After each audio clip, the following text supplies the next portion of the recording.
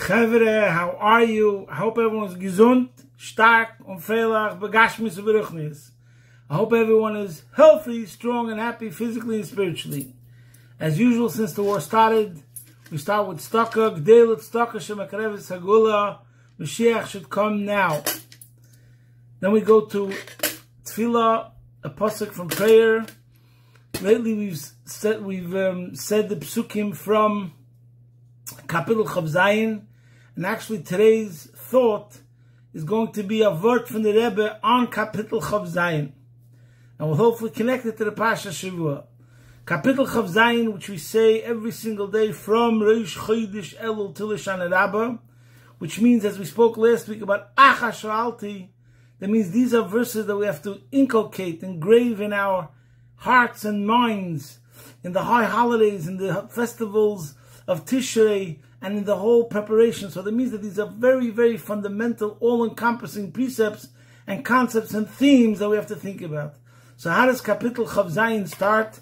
David HaMelech said, David Adinoi Oidi V'Yishi Mimi Iro Adinoi Mois Chayai Mimi Evchod. Hashem is my light and my salvation. Whom shall I fear? Hashem is the stronghold of my life. From who shall I be frightened? So here the Rebbe asks a couple of questions.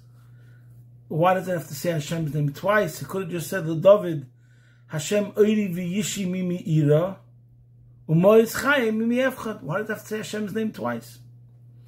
Also, what's the difference between Ira and Evchad? What's the difference between when you say that from whom shall I fear and from whom shall I be frightened? Why is it said? Why is it different words, and what is it trying to tell us? So the Rebbe is going to explain that this pasuk is actually talking about three situations. But before we start, let's speak about something that I've mentioned already before, and if I may humbly suggest, I'm going to say it again because I believe people like simonim, like something which can be put into one sentence, or labels or categories, and you can remember it, and I think this will help you in life, and as it helped me. I believe everything that you have to know about life and Yiddishkeit boils down to the three E's: enlightenment, empathy, and empowerment. Now this applies to a Yid, to a Jew, and to a non-Jew. Because let's talk about enlightenment. You have to know who you are. You have to be enlightened to what is your identity, what is your heritage, what is your culture, what is your purpose in life, what is your mission. That means enlightenment. Empathy means being able to get along in society in a truthful, honest way, the way God meant us to get along with each other. Means you must have empathy.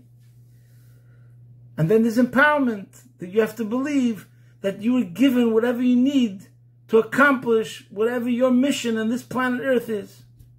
So it applies to every single person.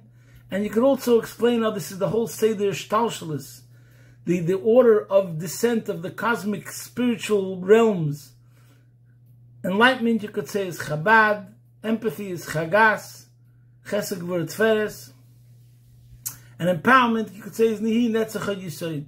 You could also say empowerment is Kesed. But we're not going to give the whole lecture today. In general, I just want to say that with these, and this also applies, if you're dealing with a person, imagine every person that crossed your path, you'd think to yourself, either I should bring him enlightenment, add something to his life, a clarification. We're living in the age of confusion. Today, all the problems with moral superiority, moral equivalence, etc., etc. It's insane what's going on in the world today. So it all starts with enlightenment. Have clarity. So if you see another person, bring him enlightenment. If you don't bring him enlightenment, show him some empathy. And if you're not showing him some empathy, at least give him empowerment to be able to continue on his way successfully, etc., etc. Anyways, so now let's get back to this pasuk. First of all, the pasuk is telling us that we're talking in the month of Tshuva. Elul is the time of Tshuva. Now when that says Yemei Tshuva, it's Shabbos Tshuva. So how does a person come to a situation where he must do tshuva? In addition to the higher meanings of tshuva. But in the simple sense, you did something wrong, you made a mistake. So, the first thing is, you're talking to Hashem, and you say, L'David Hashem Oiri, which means Hashem is my light. In other words, there's two situations. One situation is, you don't know how to discern between what's wrong and what's right. You don't know how to distinguish between what's darkness and what's light. You don't know what's up, you don't know what's down. So first we have to come to the conclusion, what's right and what's wrong? What's morals? What's ethics? What are the ethics? What is the morality? So that's Pshat, L'David Hashem Oiri. Number one, Hashem should be my light, so I should know what's right and what's wrong. And that'll prevent many people from doing the wrong thing. Because once you know it's the right thing, you'll try to do the right thing. But then there's another category of people that even after they know that it's the right thing, we have another problem. Not always you end up doing the right thing. Sometimes you have a weaker nefesh habahamis, you have a strong yetzer hara, and the strong temptations, or you have addictions, God forbid, you have a problem, and in such a case, it's not only about L'David Hashem Oiri, that's not enough that Hashem is your light, but V'yishi, He has to be your help. You need intervention, like we say in addiction cases. So L'David Hashem Oiri V'yishi is talking about two, let's repeat. It's talking about two situations, two things we have to prevent. In other words, that you shouldn't come to do a sin. Number one is a situation of L'David Hashem Oiri. For many people, they first have to get a clarification of what's right or wrong, and that's enough for them not to do the wrong thing. Then we have another case, Oiri is not enough, enlightenment is not enough, but you need a salvation, you need an intervention, you need Hashem should help you, because just knowing what's wrong is not enough. You need an extra boost, an extra infusion of Yishi to prevent you from doing the wrong thing. We'll explain the Ira and the Efcha later. But then, this is all talking about the first part of David Hashem Oiri V'yishi Mimi Ira. That's talking about before a person sins. But then the pasuk comes along and it says, Hashem Mois Chayai, that Hashem is the stronghold of my life. Mimi Efchad.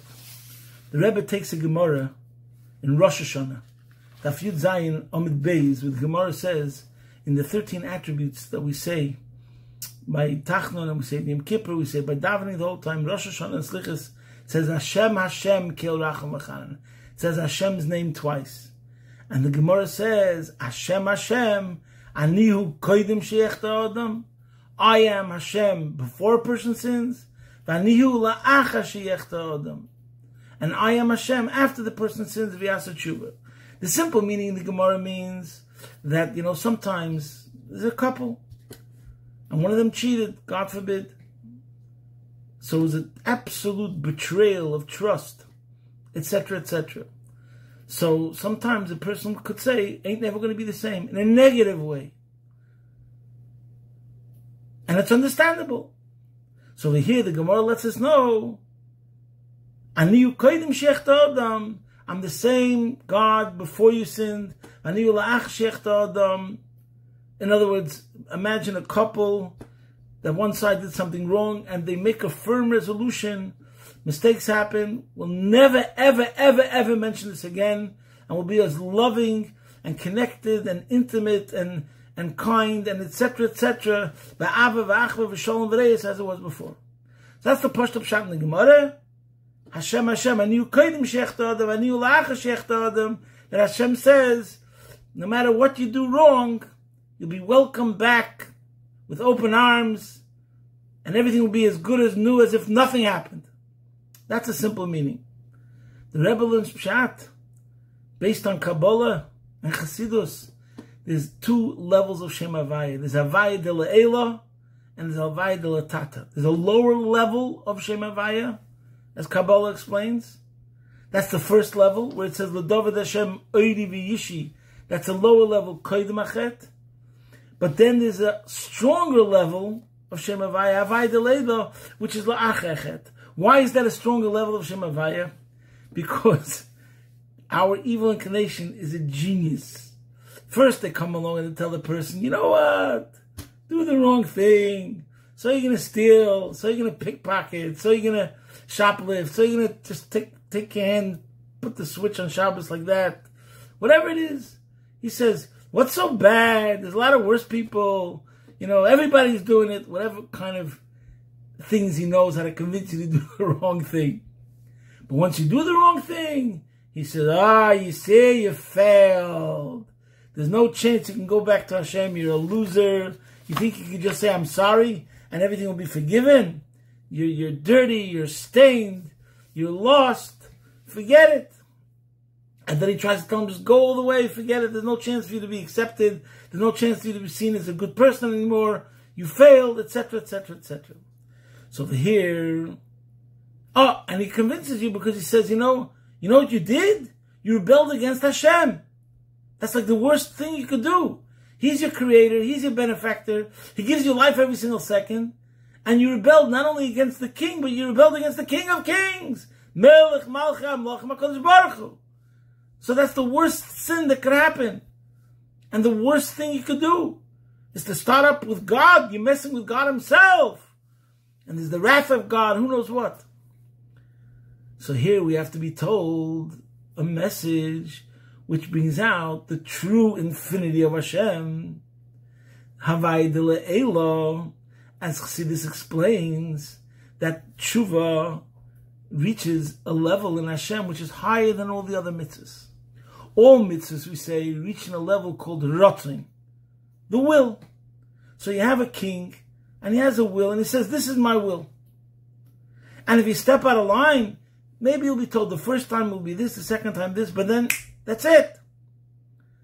But with the Eibishter we say, tshuva reaches a level not only of rotzin, which is the will of Hashem, but it reaches the level of Baal HaRotzin, the master of the will. What does it mean, the master of the will?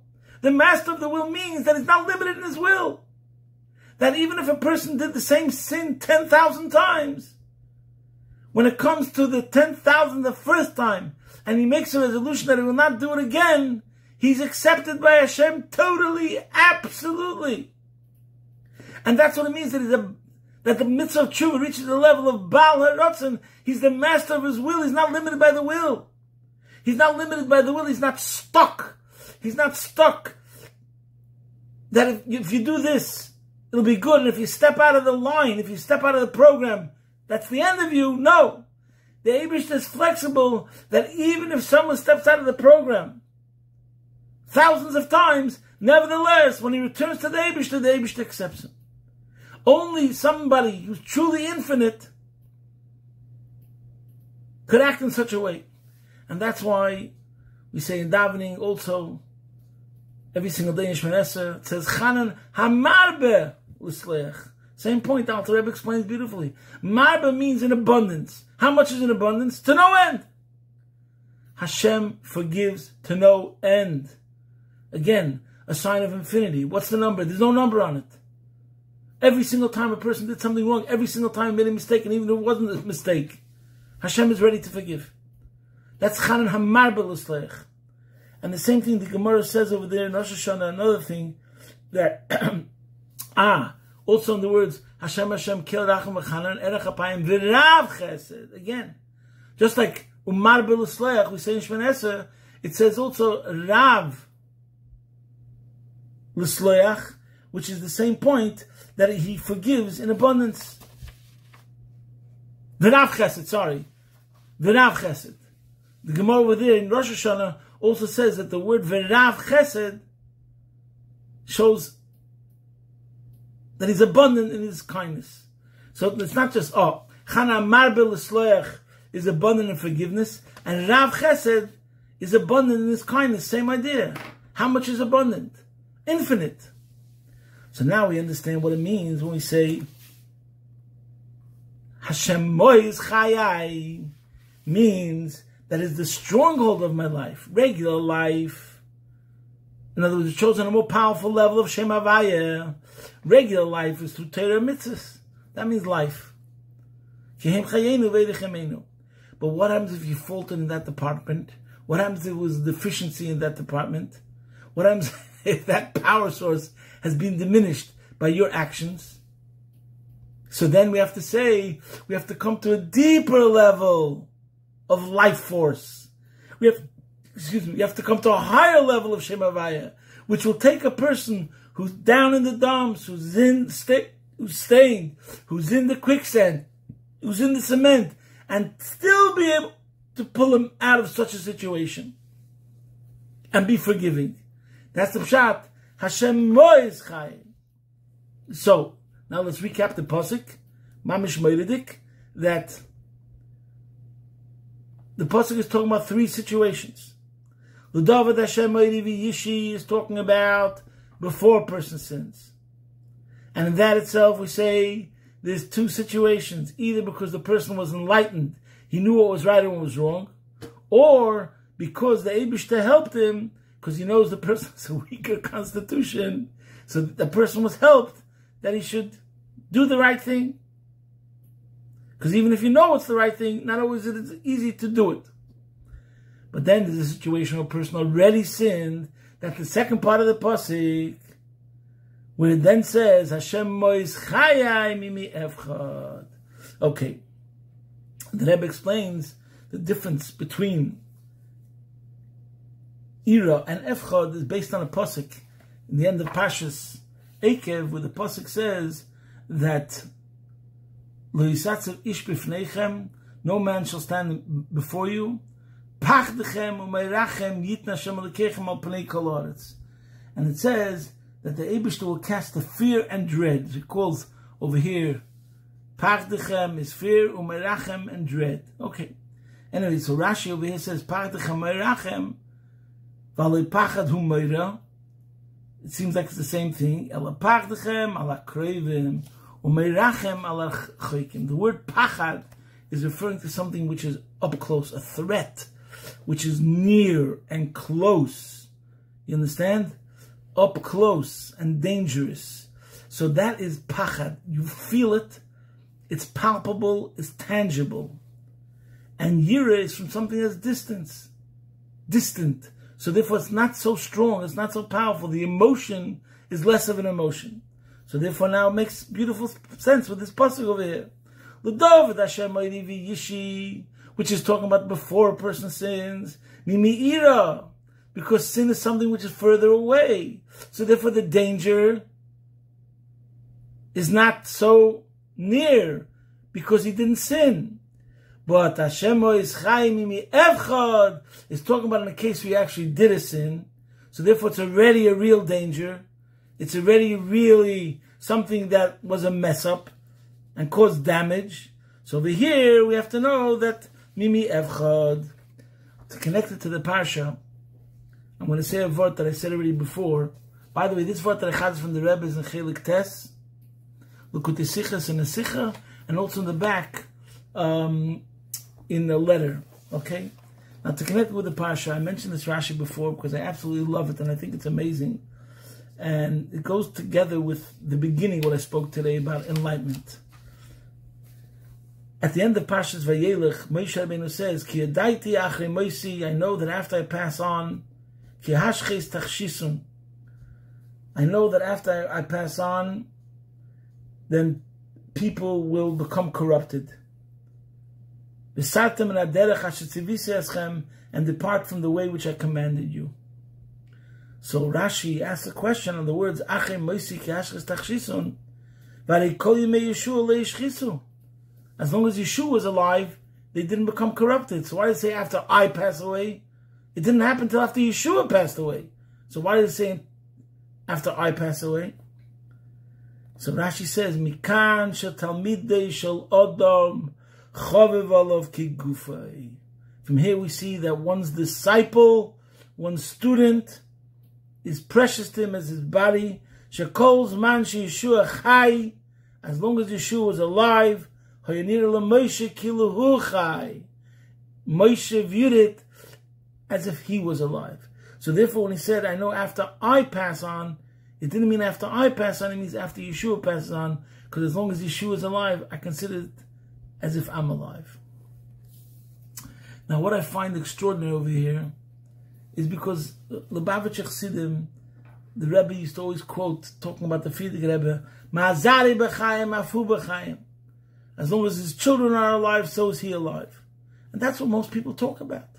And it's beautiful. And the Rebbe has layers and layers of meanings and interpretations on what does it mean, Zarei b'chaim.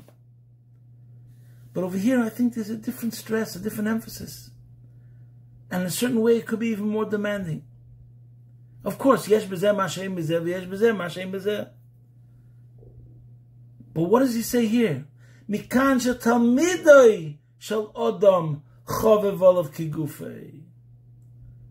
The disciple, the student of the master considers as if he's still alive as long as he has a student.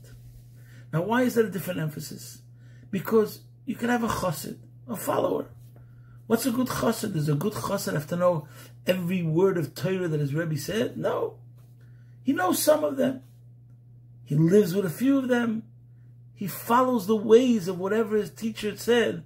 The Rebbe said, whatever the Rebbe said to do, he follows those instructions. That makes him a chassid, a follower, a makusha, someone's very close.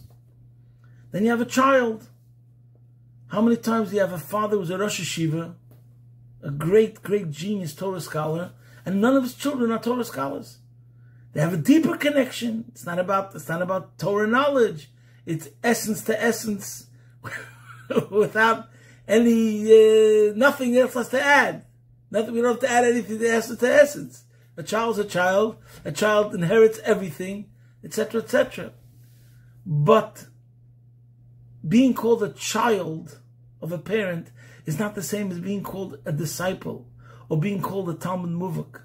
And the main difference is where? In enlightenment.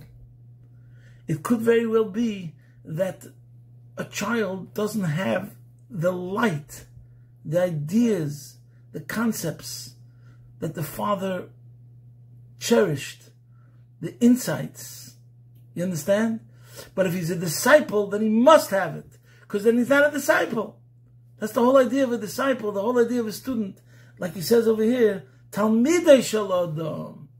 So why, again, we see how important enlightenment is. We're not taking away anything from Zarei b'chaim. We're not taking away anything from Chassid. We're not taking away anything from parent-child relationship. What we are saying is that a Talmud, a disciple, is much more of a stress of the enlightenment of the teacher. The ideas live on only in a student. And over here, this Maimon Azal says that Moshe Rabbeinu, as long as Talmidai was alive, he looked at it as if he was alive. So there's another place where the Rebbe speaks about Rosh Hashanah as the head of the year, and he says that it's the time where we connect with Rosh B'nai Yisrael. So let's remember also the idea of Rosh is head. It's the head of the year. Let us make resolutions in our head. We could say today people like to talk about breath work. I think it's time that we start talking about brain work. My friends, L'chaim, L'chaim, it should be a year full of brain work to give us more enlightenment and greater enlightenment and deeper enlightenment, which will bring to change of behavior and change of character, all in a good way. And obviously this is the connection to Shabbos Shuvah. Shabbos Shuvah means that it's the highest level of Shuvah, and Chassidus explains that Shabbos is Avodas HaMoichen. What means Moichen? The Avodah of intellect, which means going inward. There's the serving Hashem the whole week is we're dealing with things of the world, like where the world poses a threat. But then there's Shabbos returning inward and upward. So it's mental activity, mental spiritual service of Hashem. That's what means Avodas HaMoichen, brain work. So the tshuva of Shabbos tshuva is coming to higher insights and higher levels of connection to Hashem from the enlightenment. And so it's a higher level of tshuva. It's not that we're discussing that we did something wrong in action. It's talking about coming to greater, deeper, higher insights which automatically means we come more connected to Hashem. Yichud, a yichud, mikol tzarapina. Good Shabbos, good Shabbos. It should be a wonderful year on every single level, no exceptions, in all areas of your life. Posting from the Rebbe Shchuna, good Shabbos, and this is also my thought for Yom Kippur. Mashiach now.